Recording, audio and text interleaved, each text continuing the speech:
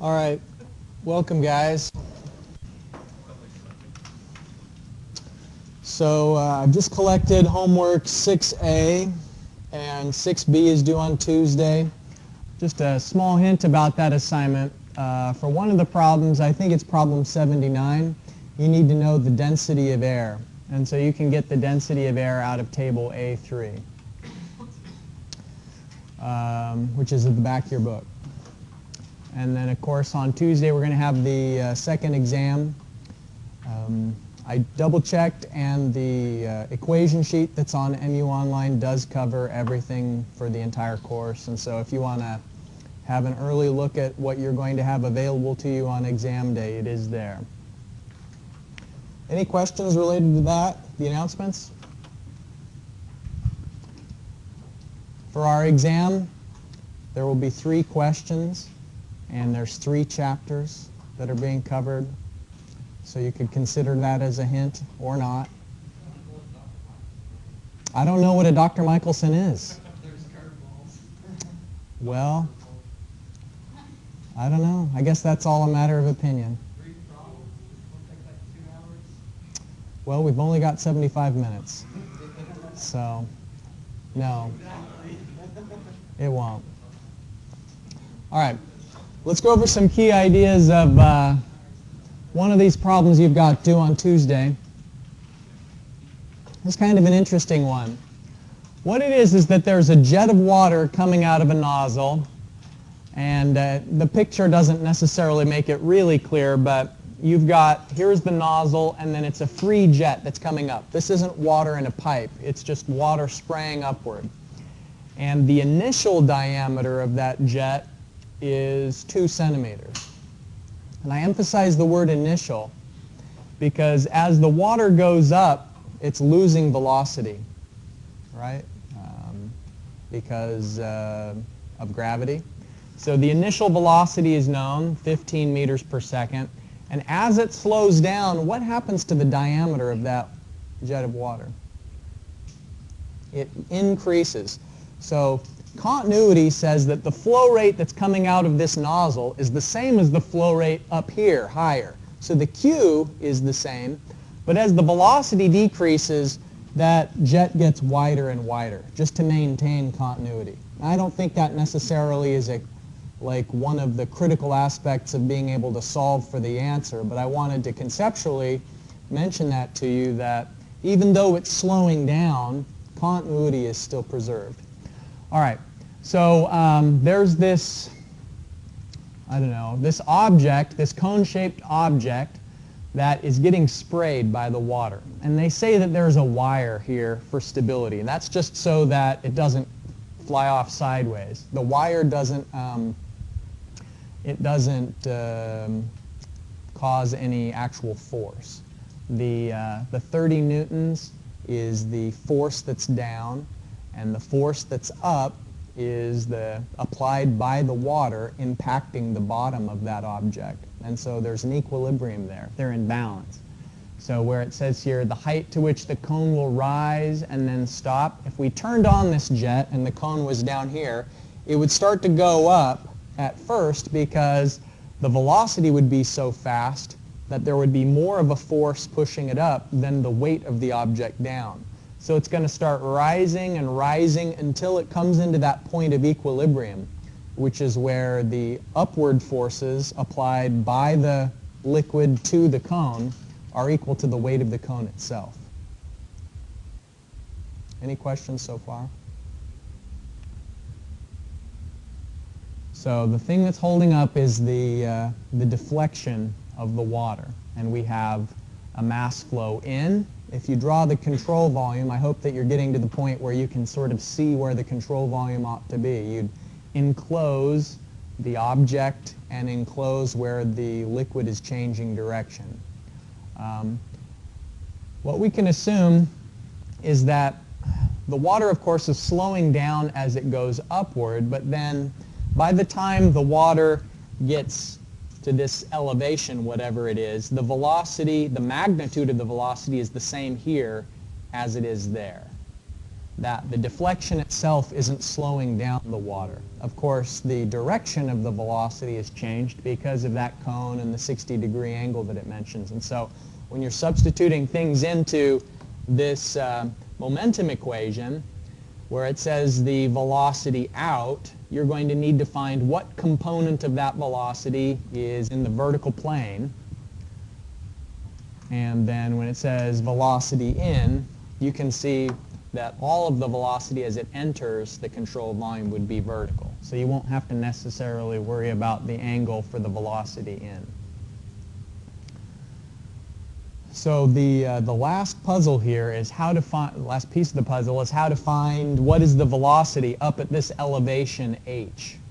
And just as we used that for the orifice equation, you can also use Bernoulli's equation for a situation like this, where if we look at the jet of the water just as it's come out of this orifice, it's not going to have any pressure. And there's also no pressure up at the elevation h. And so the pressure head terms of the Bernoulli equation will both cancel out. We know the initial velocity down at this lower elevation. We're trying to find the elevation up at z2. So you can substitute this distance h. Hold on. No. v2 is known. I'm giving you bad advice here today, guys. We're trying to find the height. The v2, you know, based on how much velocity is required to hold up that 30 Newton object. Like the 30 newtons that's listed here for the part, that piece is 30 newtons, and so that's the force that's down, and we know that the water is applying a 30 Newton force upward on the object. And so if you set that force equal to this, then the only unknown in the momentum equation is going to be what is the velocity of the water that's required to hold it up. Because the mass flow rate in and out will be the same, and the mass flow rate here at the orifice is going to be the same as the mass flow rate aloft. And so by substituting 30 newtons into this equation, you'll find the magnitude of the velocity. And although there's a direction component to the outflow, the v's themselves are the same in both cases. The magnitude of the v is the same. So that will be the v2 that you substitute into the Bernoulli equation. Yeah, so the only unknown is the velocity up above. Uh-huh.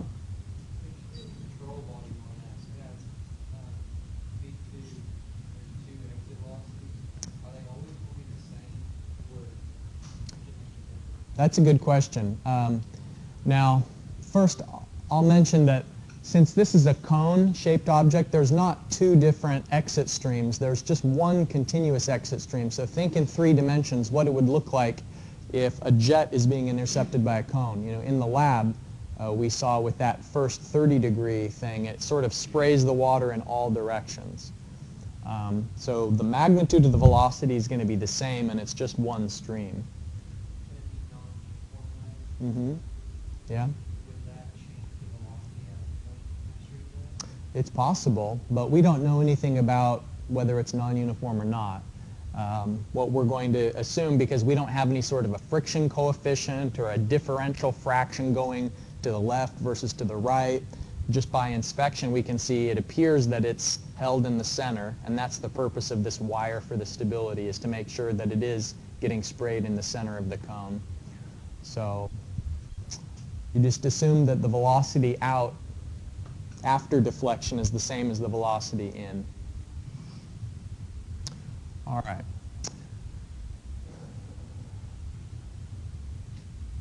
All right. So let's kick things off with some calculations to reinforce what we've been doing so far. So far we've been keeping track of mass flows in and mass flows out. In this case, it's not water as a liquid, but it's some liquid that has a specific gravity of 2.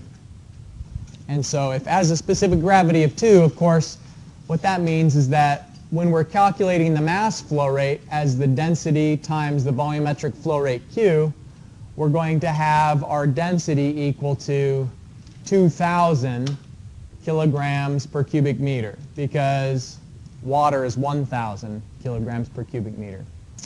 Now, this is a little bit complicated because we've got two streams coming in and two streams going out. And they're numbered just so we're on the same page of what everything is. Stream 1 is an outflow where we've got the volumetric flow rate and the velocity. Stream 2 is an inflow. Both are defined. Stream 3, we only have a velocity. So one of the things we're going to have to do in this problem is apply the continuity relationship to find out how much of the flow is coming out at 3. Because all of the other streams, you'll notice that there is a Q, there is a volumetric flow rate for either it being in or out at those other three streams, but not at stream 3. So that's going to be making up the balance, finding out what's the Q3. And then you'll need to apply the momentum relationship here. The momentum relationship being that the force required to hold the system steady in x will be the sum of the mass flow rates out times the velocity out in x minus the sum of the mass flow rates in times the velocity in x. So if we look at x, we have only ins. There's no outflow in x. And in y, when we apply that same approach in the y direction, there's only outflows, but there's no inflows in x. Okay, so what I'd like you to do is break it up into components. Find the x force required to hold the system steady and the force in y. So since we don't know at the beginning whether the force required is going to be to the left or to the right, what we'll do is we'll just write some placeholder force. We'll say, here is our f of x, and we want to find the magnitude of it required to hold the system steady. Make that a little more horizontal. All right, here's the force in x, and then here's the force in y. So let's find out how much we have to apply to hold the system steady.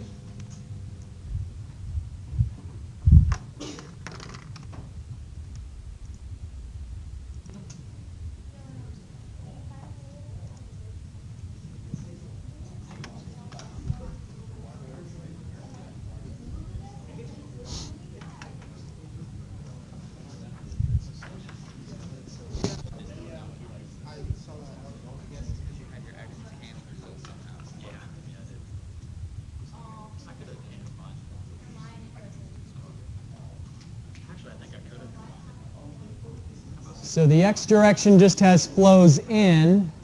So here's the overall formula for momentum. We're going to have in but no out for the x direction. So that's why both of these are minus here when we actually start doing the substitutions, is because we're distributing the negative sign that's in the formula to the two components that are outflows. And if we look at it, we can see that stream 2 is to the left, and so we're going to have to be careful about putting the negative sign when we do the substitution for the velocity there. So 300 kilograms per second at 60 meters per second, and then 600 kilograms per second at 30 meters per second. So the numbers tell us that it cancels out. And also, if we just kind of go back to the original picture and think about it for a second here, here you've got a high velocity and a low flow rate. Here you've got a low velocity and double the flow rate. And so clearly it is going to sort of cancel each other out, because overall momentum is just the mass flow rate times the velocity, and the density of both of those liquids is the same as it comes in. So there's no force required to hold the system steady in the x direction. It's just a vertical force that's going to have to be applied. So both of the mass flow rates could be calculated directly, but this stream 3, the first thing that we're going to have to do is think about calculating that. And here you can see that the mass flow rate at 3 is going to be 2 plus 4, which are the inflows, minus stream 1, which is the outflow from the top. So it's 700 kilograms per second that's coming out of the bottom.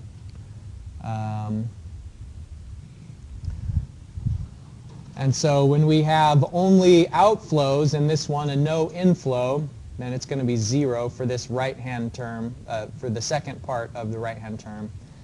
And the 200 kilograms per second is going up at 20 meters per second. The 700 kilograms per second was going down, which is why we put the negative sign in for 15 meters per second.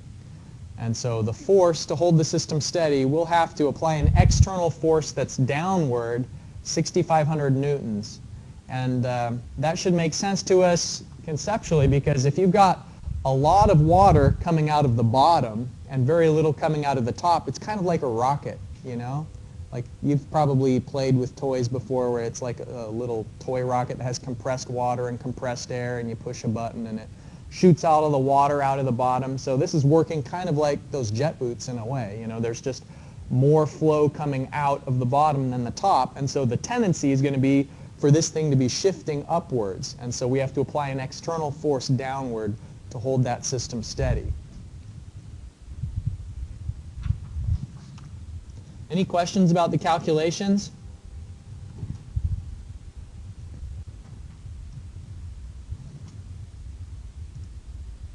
All right. Well, let's talk about nozzles. Nozzles are a little bit different.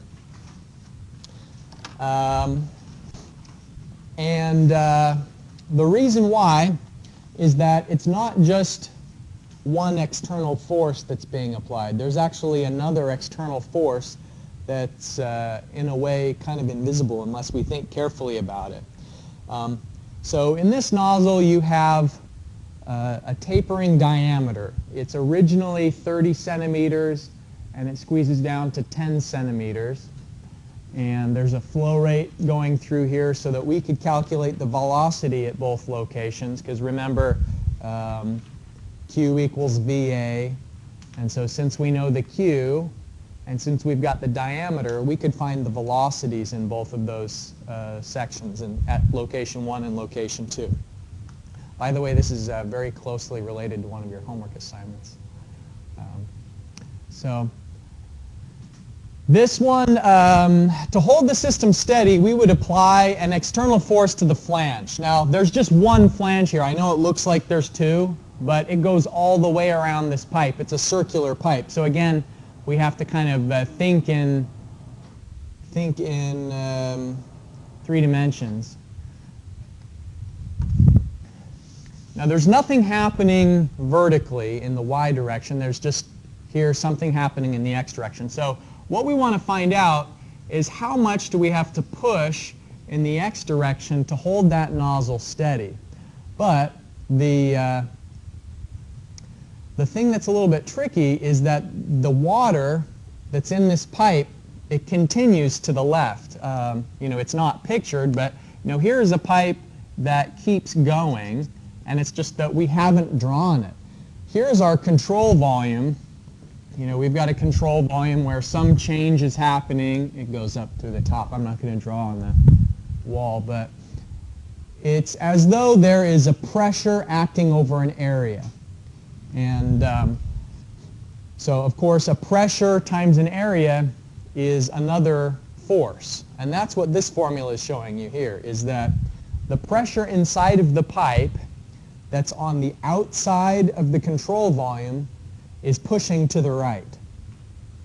Now, of course, there's water on the inside of the control volume that's pushing to the left, but what we're wondering about is what's external to the control volume. So when you draw a dashed line that's representing your control surface and you have a pressurized pipe, then there's this pressure 1 times area 1 that's as though it's an external force, and you're also going to wonder, in addition to that, what force are you going to be applying in the x direction to that flange in order to hold the system steady.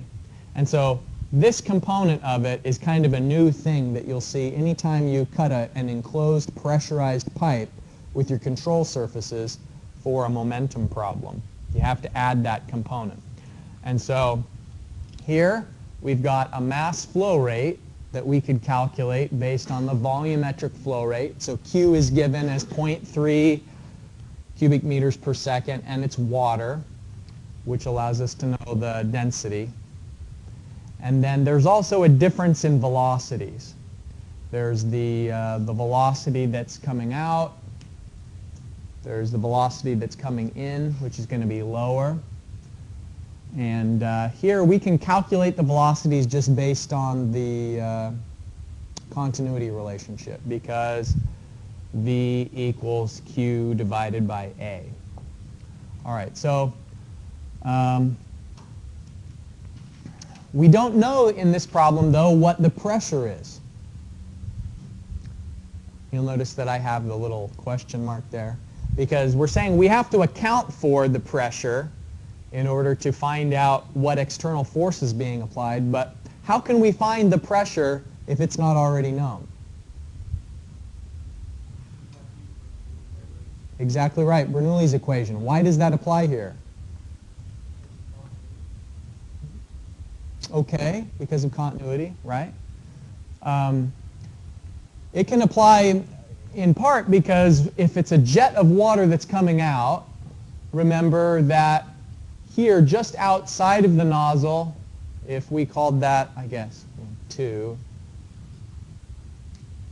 then the pressure is going to be known here, whereas inside the pipe, we don't know it. We're going to say P1 is unknown, but P2 is 0 because it's a jet of water coming out. And so, anytime we have a change in velocity, then the Bernoulli equation is going to apply. Because if you have a change in velocity, remember, you have to have a change in pressure. So on the inside of this enclosed tapered section, there's going to be some positive pressure. We don't know what it is there, but we can apply Bernoulli's equation on the outside and say we know the velocity is the same, but the pressure is 0. So to solve this, we're trying to find out, the main thing that it's asking is what is the force required to hold the system steady. But before you can calculate that, you have to find out how much is that pressure that's inside the pipe. And then when you cut the pipe with your control surface, then it becomes sort of another external force being applied to the momentum system. So P1A1 will be on the left-hand side of the equation, and on the right-hand side of the equation will be what's always been there. Just the difference in the mass flow rates times the velocities.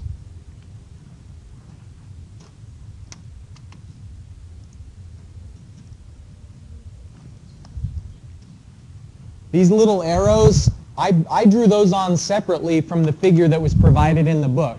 And you won't always be given this reminder that there's some pressure you have to account for. That's something you kind of have to see in the problem and know is there that has to be accounted for. So don't take the absence of those little arrows to mean that there's no pressure inside the pipe, because there will be. And that's true on the homework or on the exam if it comes up. It's just this one time that I'm helping you to try and understand that pressure inside the pipe is there.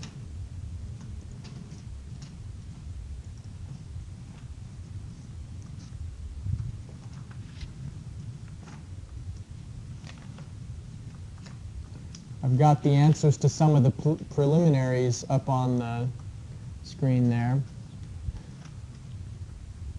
The mass flow rate, the areas, the velocities. An amazing sketch.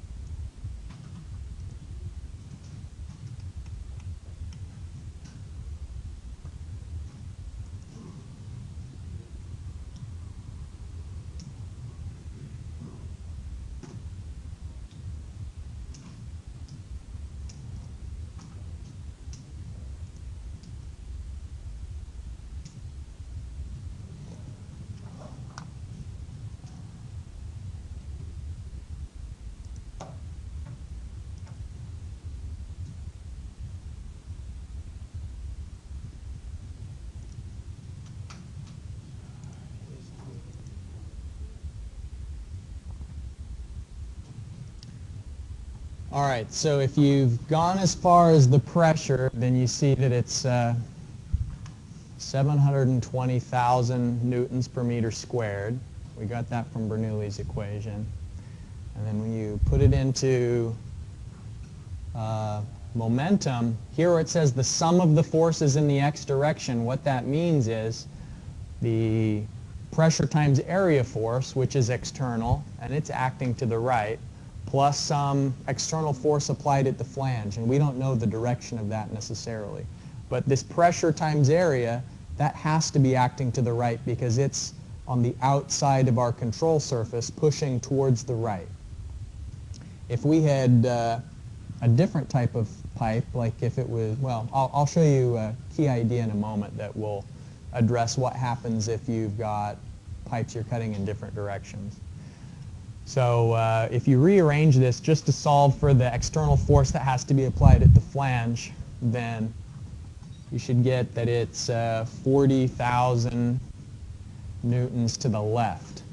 And it's kind of interesting if you think about what you usually experience when you're holding on to like a hose, like a garden hose.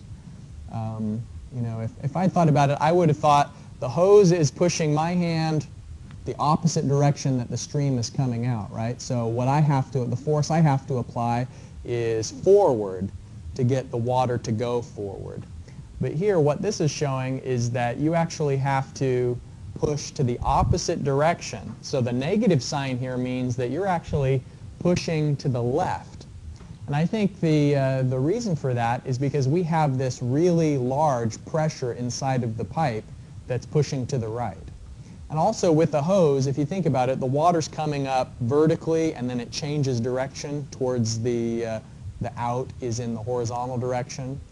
And so here you've got both the flow in and the flow out are in the x direction already. So what we'd normally expect from the jets that we experience most frequently in our life, which is, you know, a handheld hose with a nozzle on it. Usually you have to push forward on these, but this one you have to push the opposite direction of the outgoing jet, so to the left. Everybody do all right with these calculations? Any questions about that? Now I'll encourage you again to make it really plain what direction the force application is. So here in my drawing at the top, I was showing that the force applied is to the right. And so the negative sign here means that it's in the opposite direction of what I had drawn at the top. And then I clarify that even more with the written text where it says that the external force that's applied has to be to the left to hold the system steady. So leave no room for ambiguity about what you think the direction of the force is. Otherwise I'll be forced to assume that you didn't know. All right. Okay. Great. Let's look at some key ideas for the homework.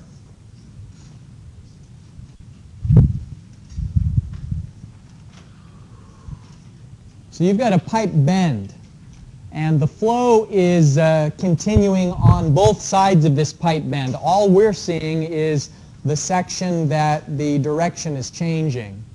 And so the flow to the left out here has pressure that's pushing towards the right. And down here, on the outside of that pipe, is water that's pushing upward in the opposite direction of flow. And this problem's only asking for the x component of the force required to hold the system steady. And so just like with the nozzle example you just worked, you can find the velocity based on the diameter and the flow rate. But this problem's a little bit easier than one you just solved because you had to use Bernoulli's equation in the most recent example to find the pressure. But in this one, the pressure is defined already for you. It says that everywhere inside of this pipe section, the pressure is 300 kilopascals. So it's just a matter of the substitution into the force equation and remembering that when you cut a pipe with your control surfaces, you have to have P1, A1 as an external force. And so here, if It's only asking you in the x direction, so that force is going to be pushing to the right. If it was asking in the vertical direction, then the external force would be pushing up, because it's wherever is on the outside of the control surface, then you treat the pressure on the outside of that as acting against what's on the inside of the control surface. So this should be, I think, a straightforward and easy one. Any questions before we move on? Is the blue arrow indicating the force or the pressure? The blue arrow is indicating the flow direction. Mm-hmm. And sometimes the pressure is, I'm glad that you asked that, because the pressure and the flow direction are independent of each other. Let's take this for example. What if you had a pipe section that's doing this? So the flow comes in here and then it goes out there. And it continues, the pipe is still going, but I'm going to solve a problem here, and so I draw my control surface, and on the inside of the control surface is the control volume. So there is a pressure that's acting here, which just happens to be in the same direction of flow, but there's also a pressure acting here, but now it's in the opposite direction of flow. It doesn't matter. The pressure is still on the outside acting in, even though the flow is going towards the left. Here it's just coincidental that the flow direction is to the right and so is the pressure direction when we're talking about x. But it doesn't necessarily have to be that way. All right. Let's talk about landing crafts. All right. I've been on an LCAC before. They're pretty amazing. They are really great.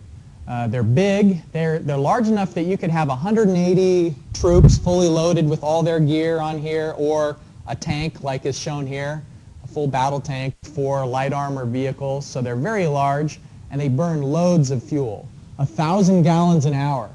Think about how expensive that must be to operate if you're burning 1,000 gallons of fuel an hour. And we're not talking about unleaded either.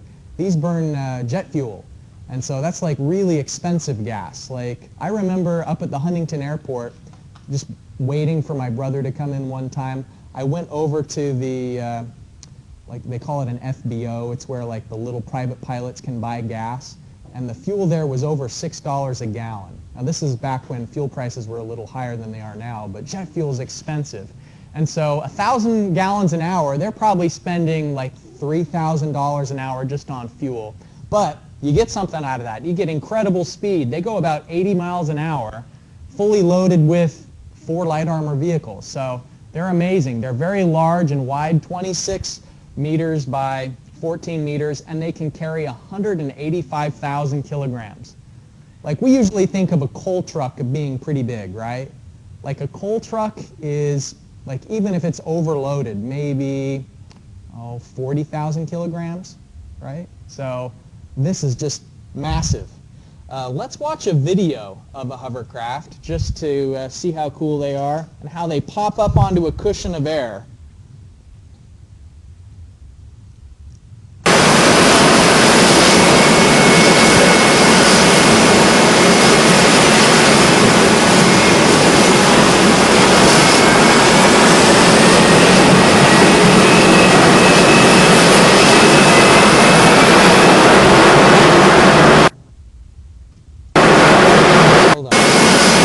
So starting off, it's a thick piece of rubber, and then below that is a curtain of neoprene that's flexible.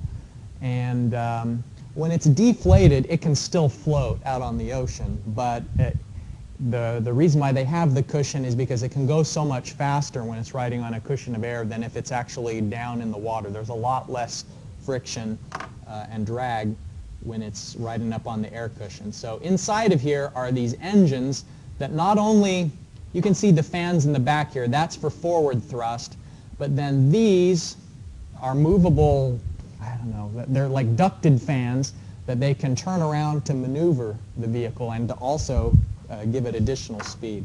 So as it's turning on the engines, we'll see it pop up onto a cushion of air. And this particular video is significant because it was the first time that they used like a biofuel to run one of these landing crafts instead of just a pure jet fuel.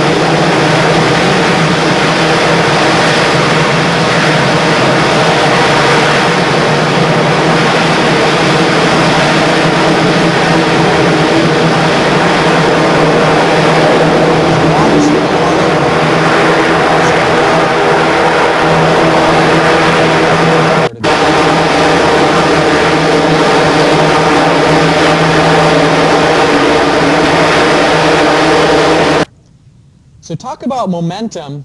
You've got something that weighs 185,000 kilograms going 80 miles an hour. I mean, that is a lot of mass times velocity, right? A lot of energy there. Well, what we're going to do is some calculations related to momentum for this hovercraft. There's a sketch. I guess I should dim the lights a little more so you can see the sketch. Some of the energy is used for forward propulsion, but a lot of the energy is used just so that it can hover.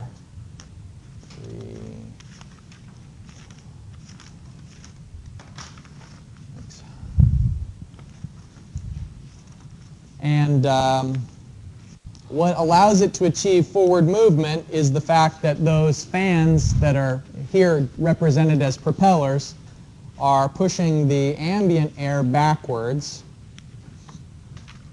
And so in step one, I'd like you to just do a drawing that represents what's going on. Like where is the force that's being resisted? Where's the cushion of air? How does it have forward movement? We're going to do some calculations here. In step two, I'm going to ask you to think about air pressure based on the force that arises from the object's weight and the dimensions, the rectangular dimensions if you're looking down from above and so on. So you can work collaboratively on this, but it's related to the last homework problem you've got, which is an airboat rather than a landing craft. But many of the same principles will apply in that problem.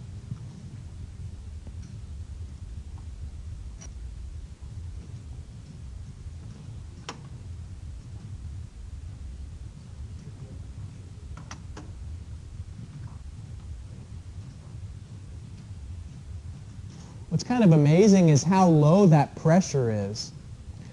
You know, 4,800 newtons per meter squared. If you think of that in traditional units, it's 0.7 psi. You know, for comparison's sake, your tires are like 32 psi. So it doesn't require much of a pressure differential between the air underneath that curtain and the surrounding ambient air in order to lift that load. It's part of the reason why they're able to make those so large, is to distribute the weight out over a larger area for the hovercraft. Still, you're having to maintain that pressure difference in spite of the fact that there's a big gap underneath the hovercraft. So all of the air is leaking out, and yet you need to have the pressure high underneath of that hovercraft in order to keep it floating on top of the ground. So the momentum part of the problem is here in step 3. You find the area of the slipstream, which is the air coming off of the blades. And so we want to find the volumetric flow rate and then the mass flow rate of the air from each. And so it's 1,832 kilograms per second of air.